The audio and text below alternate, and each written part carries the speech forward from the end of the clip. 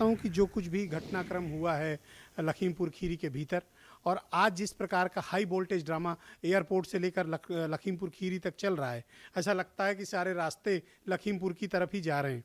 आपने क्या महसूस किया, क्या देखा आज? और आज चौथा दिन हो गया, कोई गिरफ्तारी नहीं।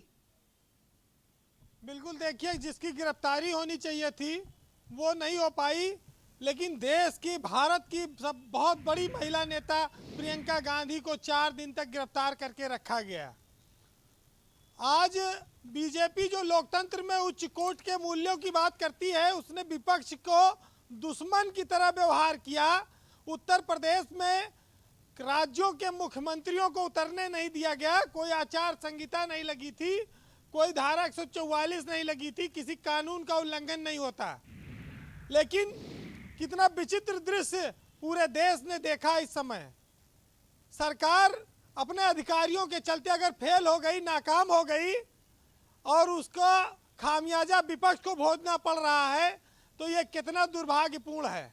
प्रियंका गांधी को 4 दिन से अस्थायी जेल में बंद करके रखे हुए थे।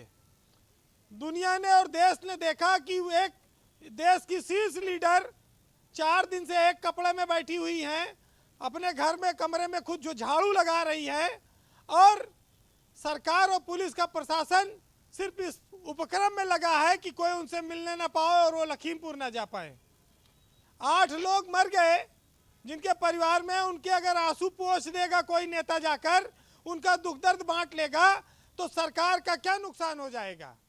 इस बात को न कोई कहने वाला है, न कोई सुनने वाला। ये राजनीतिक पैटर्न बताते हैं। अगर विपक्ष का कोई नेता आ जाए, उनको राजनीतिक गिद्ध बताया जाता है। कहा जा रहा था कि वो अपने एसी कमरों में वापस लौट गए हैं। आज 4 दिन से प्रियंका गांधी जेल में है। राहुल गांधी ने आज घंटों मशक्कत की एयरपोर्ट पर। ये कौन से एसी कमरों में बंद थे? उत्तर प्रदेश में योगी की सरकार ने यह अवसर दिया कांग्रेस को फिर से जिंदा होने का।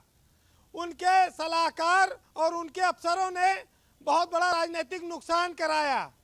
आने वाले वक्त में जब 3 महीने बाद चुनाव होंगे उत्तर प्रदेश में, तो इसका परिणाम लोग इसका आकलन करेंगे। लखीमपुर की घटना योगी सरकार के लिए कलंक साबित हो रही है, और ये बहुत लंबे समय तक याद की जाएगी। ये अधिकारियों की नाकामी के देन है। बीजेपी सरकार जो गुंडा राज के खिलाफ बोलती थी, उसने सारा गुंडा राज विपक्ष को रोकने में लगा दिया। संजय सिंह बंद रहे 3 दिन, प्रियंका गांधी बंद रही, अखिलेश यादव को गिरफ्तार कर लिया, राम गोपाल यादव को गिरफ्तार कर लिया, सतीश मिश्रा को उनके घर में बैठा दिया, कोई बचा नहीं विपक्ष में। ये कौन सी स्ट्रेटजी थी? सबसे बड़ी बात यह है, लेकिन ये बात इतिहास में भी दर्ज हो गई कि कांग्रेस ने 30 साल बाद उत्तर प्रदेश की जमीन पर सड़क पर संघर्ष किया, रात दिन संघर्ष किया, पानी में भीगे, जेल काटे, लेकिन जनता के लिए संघर्ष किया। जनता ने बात देखी। ये बात मामूली इसलिए नहीं है कि ये प्रशासनिक तंत्र का जो रवैया रहा, जो सत्ता के अहंकार था, वो चरम पर पहुंच चुका था, और उसके खिलाफ लड़ भिड़ कर अगर प्रियंका गांधी लखीमपुर के बॉर्डर पर जाकर गिरफ्तार हो जाती हैं रात भर चलकर, तो ये कोई नेता कोई अपनी खुशी से रात भर जागकर नहीं दौड़ता है। जो लोग सड़क पर निकलते हैं, उनके संघर्ष को लोग याद रखते हैं। तो आज फिर किस दबाव में राहुल गांधी को पहले तो रोका गया एयरपोर्ट पे, मैंने देखा कि किस प्रकार से बहस चल रही थी, फिर अचानक से राहुल गांधी और पंजाब और छत्तीसगढ़ के मुख्यमंत्री को जाने की परमिशन दी गई। पहले पूरी कोशिश की गई कि राहुल गांधी को दिल्ली में रोक लिया जाए, वहां नहीं रुके तो लखनऊ में रोका गया। सरकार उनको कहती है कि आप पुलिस की जीप में बैठ कर चलिए, हम मिलवा के लाएंगे और आपको वापस छोड़ देंगे, जिसके लिए वो तैयार नहीं थे। उनके साथ 2-2 राज्यों के मुख्यमंत्री थे, वो भी बैठे रहे एयरपोर्ट पर। अधिकारी उनको समझाने के बजाय मामला इसी वजह से बिगड़ा कि वो उनसे उलझ गए। राहुल गांधी से अधिकारियों ने उलझने की वजह से वो धरने पर बैठ गए। 2-2 राज्य के मुख्यमंत्री धरने पर बैठे। क्या विचित्र स्थितियां चल रही हैं। उत्तर प्रदेश जैसे राज्य में किसी राज्य के मुख्यमंत्री को उतरने के लिए, कहीं जाने के लिए, अगर वो अपने पार्टी कार्यालय पे जाके बैठ जाए, वहां तक तो अनुमति देनी चाहिए थी। एक भले गलत वो उदाहरण पेश किया गया, भले वो आगे चलकर उत्तर प्रदेश के नेताओं को मुश्किल होगी दूसरे राज्यों में थोड़ा। बिल्कुल, क्योंकि ये एक परंपरा है। पर एक और बात नहीं समझ में आई, टीएमसी वाले आए, उनको बाकायदा पुलिस स्कॉट लगा के ले गाया गया ममता बनर्जी के लोगों को, और इन लोगों के साथ ऐसा भेदभाव, ये क्यों ऐसे? जिनसे जानी दुश्मनी है उनको तो ये ट्रीटमेंट, और कांग्रेसियों के साथ ये व्यवहार। ये अजीब बात है, लोगों की समझ में नहीं आई कि ये तृणमूल कांग्रेस के नेताओं को पहुंचा दिया गया। राकेश टिकैत पहुंच गए वहां पर, क्या चंद्रशेखर। ये हो सकता है कि पश्चिम बंगाल में फिर बीजेपी नेताओं को मुश्किल करती इस नाते? ममता बनर्जी तो तमाम जांच एजेंसियों को मुश्किल कर चुकी हैं। इनके केंद्रीय मंत्री इस्तीफा देके उनकी पार्टी में शामिल हो जा रहे हैं। अब मुश्किल है कि आसान है, ये तो अंदर का दर्द यही लोग जानते होंगे। लेकिन उत्तर प्रदेश में कांग्रेस को पुनर्जीवन दे दिया योगी के अफसरों ने और उनकी इस कार्यशैली ने। कांग्रेस जो एकदम मृतप्राय हो गई थी, उसको जो लोग कहते थे कि वो सत्ता में कभी आ नहीं पाएगी, वो चुनाव ठीक से लड़ नहीं पा रही है, आज जनता उनके लिए खड़ी रही ना। एयरपोर्ट से लेकर सीतापुर के रास्ते में, लखीमपुर में 4 दिन से प्रदर्शन चल रहा है। ये देश ने देखा, प्रदेश ने देखा कि कैसे संघर्ष होगा और कौन संघर्ष करेगा। तो आप इतने दावे से कह सकते हैं कि सरकार के सलाहकारों ने सरकार को बदनाम कर दिया? बिल्कुल, मामला बिगाड़ा गया। अगर सरकार ने परमिशन खोल दी, संजय सिंह को छोड़ दिया, सभी नेताओं को जाने की इजाजत दे दी, तो राहुल गांधी से एयरपोर्ट पर 2 घंटे तक क्यों उलझते रहे सरकार के अफसर? वो स्वयंभू बनकर क्यों ऐसा करते रहे? अगर राहुल गांधी अपनी गाड़ी से जाना हो चाहते सकता है थे, कि चीफ मिनिस्टर को इम्प्रेस करना चाहते हो अफसर, एक अच्छी पोस्टिंग आ जाएगी। देखिए, उनके इंप्रेशन के चक्कर में अगर राहुल गांधी गिरफ्तारी पर आ जाते, आमादा हो जाते, तो क्या ये सरकार 2-2 राज्यों के मुख्यमंत्रियों को भी गिरफ्तार करती उनके साथ?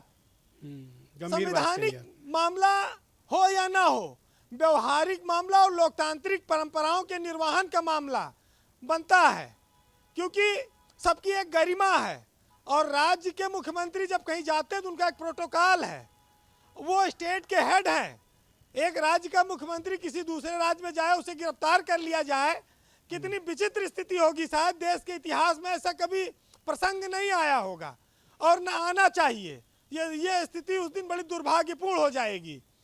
कुल मिलाकर यह है जी वीरेन जी, कि आज राहुल गांधी वहां पहुंचे, जिन लोगों की मौत हुई, जिनको कुचला गया गाड़ियों से, जिनके ऊपर आरोप है, उनके मुकदमे दर्ज करने के बाद सन्नाटा है।